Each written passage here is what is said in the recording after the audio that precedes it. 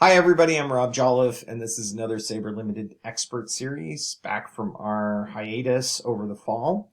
And this one, we're going to talk about phase two projects. So let's just get into it.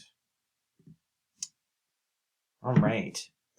So Business Central phase two projects, I want to talk about this mostly from the point of view of how Sabre does these. I'm going to do another video that you may have already seen or it may come out after this one on how to select your phase one versus your phase two projects. But right now, I just want to talk about phase two. My name is Rob Jolliffe. I'm president of Sabre Limited. Sabre is a Microsoft Business Central partner located in North America. Our customers are basically anywhere in the English-speaking world. And we are very focused on manufacturing and manufacturing in the small to mid-sized business arena. So if you're a manufacturing company and you're watching this and you're under, let's say, 200 employees, you're a really great target for this video. Much larger companies might have a slightly different approach to doing this. One of the things that I'm assuming is that your business has a informal or small IT department. So you do not necessarily have a 20 employee IT department with business analysts and consultants of your own. You're subcontracting that out. If at any point you are looking to talk to me and get a little bit more details, maybe you want to brainstorm some of these ideas, don't hesitate to follow the link in the description to my calendar. Book a 30-minute call with me, and if you could give me a little bit of a heads up of what you'd like to speak to, I can prepare and be ready to have that conversation with you. Okay, so we're going to talk about Business Central Phase 2 projects, and I want to start with a little bit of how they were done in the past. So really the old way of implementing an ERP system, whether it was Business Central or some other ERP system, was the customers tried to jam as much as they could into phase one of the project. And I think there were a few reasons for this. But because they were jamming these giant phase one projects in, there was more risk and more chance of this failing, at least large chunks of the project not getting done the way the customer wanted. It created more pain for the team, the internal team within your organization that was executing it. So the more they're having to take on, the more they're working on it. And by the way, I say this to every customer who comes to me, your team has to get their regular job done too. And an ERP project cannot be done by one person. So putting one full-time person on an ERP project 40 hours a week is certainly not going to get it done faster than 5 people each spending 8 hours a week. As a matter of fact, I would say it would double the time because you need the two heads are better than one adage in order to do it right. So the change management becomes very, very difficult with these really large projects. And part of it is also that you don't know until you actually use the ERP how everything's going to work together. So you're making a lot of guesses as to how systems will work with each other when you've got this really large project. And so by the time you get to phase two and people are talking about doing more, everybody's burned out. Nobody wants to do it. It's just like, screw that. We're not doing a phase two. Pardon my French. So let's talk about a new and better approach to phase two. This is the Sabre way of doing a phase two. And it's predicated on having the right sized phase one. And we'll talk about that in another video. But because of having the right sized phase one, our users are less stressed. And so we can do, if we did our phase one in an agile level loaded way, then we could go right into phase two. But before we start, I just want to mention one thing about phase twos. We as people can overestimate what we can do in the short term, but we generally underestimate what we can get done in the long term. And this is particularly true for business professionals. So we think our team can get what seems like a relatively simple thing done really quickly, where the reality is they can't. But on the flip side, if we do continuous process improvement over time, our business will have achieved much more than we expected by just continually pushing the ball forward a little bit at a time. But we have to be self-aware of this overestimation of our short-term abilities. So we'll go back to now what we do in phase two. So in our phase 2, we level load the work much as Sabre would do in our phase 1. We do not want to have the phase 2 kind of dumped on the team and them have to do it really aggressively and really hard. Once you've finished your phase 1, your team, who might have been spending 8 to 10 hours a week each working on the project, are not going to be able to continue working 8 to 10 hours a week each on phase 2 activities. We're going to bring them down to working 2 to 4 hours a week maybe on phase 2 activities. So you've right-sized the project to your staff ability.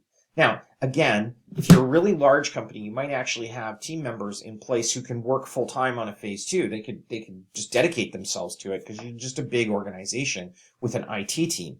But if you're a smaller organization where everybody has to do their regular jobs and they just came off of a go live of an ERP, you don't want to tell them you have to push to get these things done as fast and as hard as we were pushing on the ERP, because that's just an enormous effort.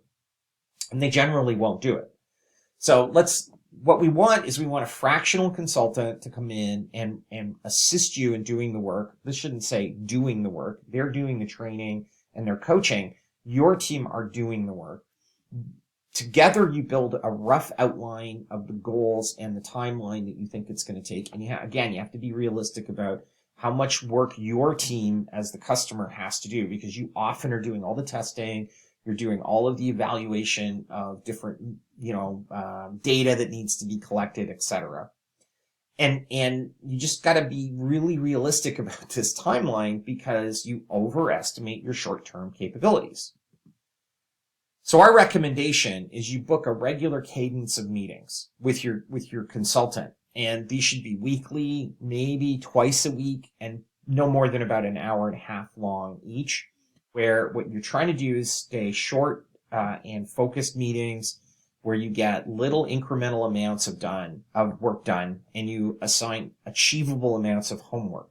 In the pre-COVID days, in the old ERP implementation days, the consultant would come on site for a full day or two and leave a lot of homework to the team. And then the team, having lost 2 days of work, would spend a week catching up, and then maybe they'd start looking at the homework, but by the time they did, they'd forgotten half of what the consultant had taught them. So you're going to have a fractional consultant who comes in a little bit incrementally to lead this process.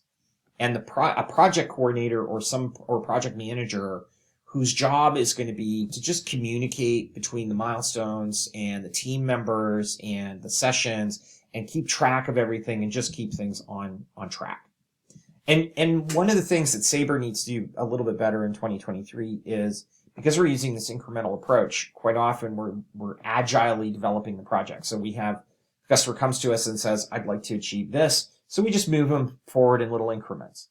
But we really need to do a little bit better job of just writing out what are the goals of this. What do we want to achieve as a broad goal, and then starting into the project. Because sometimes when we hear what the goals of the project are, we recognize that the recommended or the self-prescribed project phase 2 that the customer wants to do is actually not the right one to do.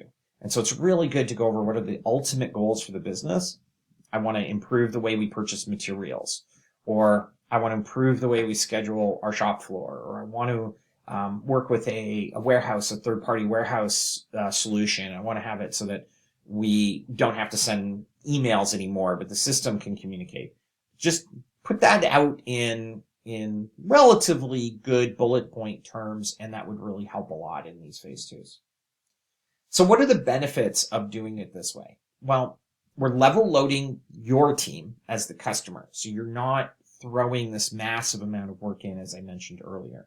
And you can roll out incremental achievements as you're going. So as the small team working every week towards a goal sees something that they might be able to put in place quickly because it's partially done, but it's ready to be used, you can actually put it in place and start using it.